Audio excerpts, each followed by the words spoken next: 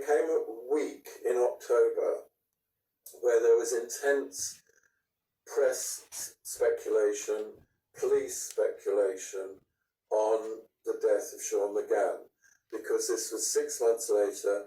The coroner had recorded this death by asphyxiation, and the police had decided to suggest that Sean McGann may have been murdered by a sex beast, and that was the Monday, October the 1st, and that was when I actually had my interview with the reporter, and on the Wednesday I was headlining with a headline that said, "Do gays hold the key to Sean McGann's death?" The headline is ironic. It can be taken, ambiguous, can be taken two ways.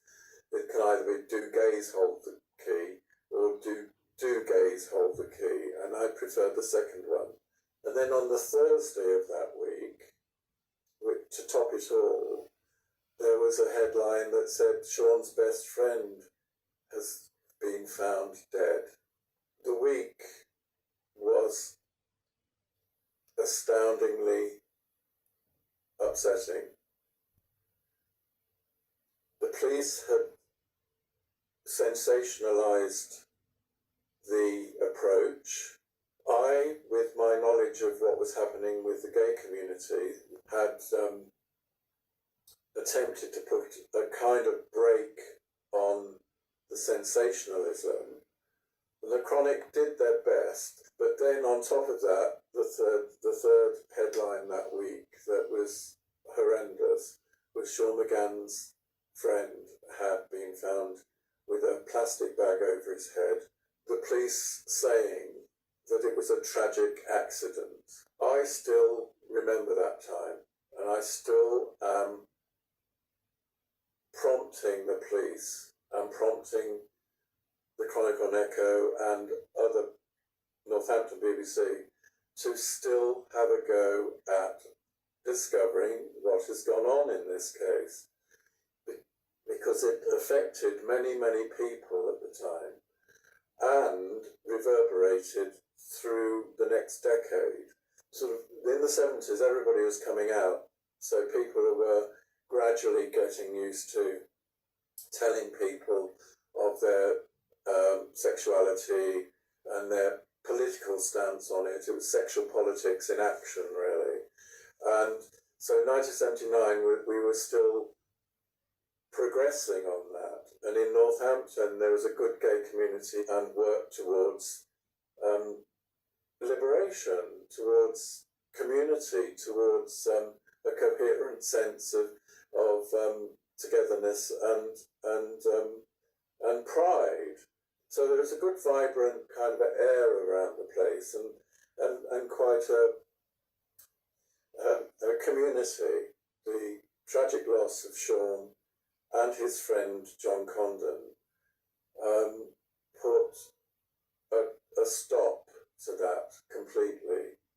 2 weeks after Sean's death, Margaret Thatcher came to power and started the downward spiral of gay rights and homosexual equality through the 80s and the 90s.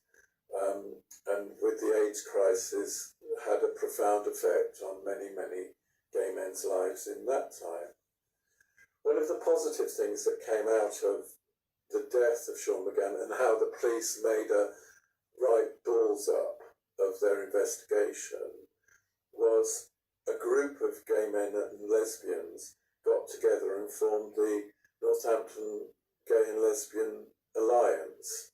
Not necessarily for the social life of gay people and lesbian people in Northampton, but more to do with teaching authorities how to work with a community that is marginalised and seen as less than equal.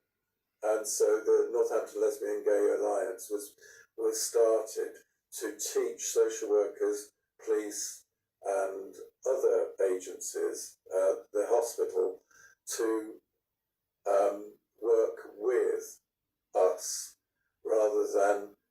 us as part of the problem.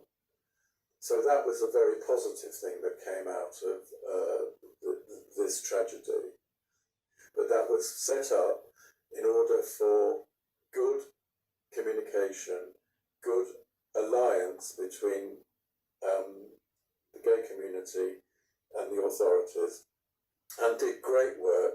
And the police responded well and have now become one of the leading lights in the country in terms of their attitudes towards LGBTQA people.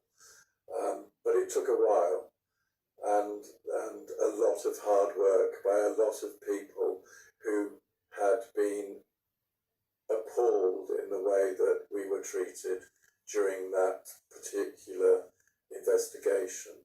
But we are now living in 2019, and it's coming up to the anniversary of Sean's death, with no solution, and I am still on the case.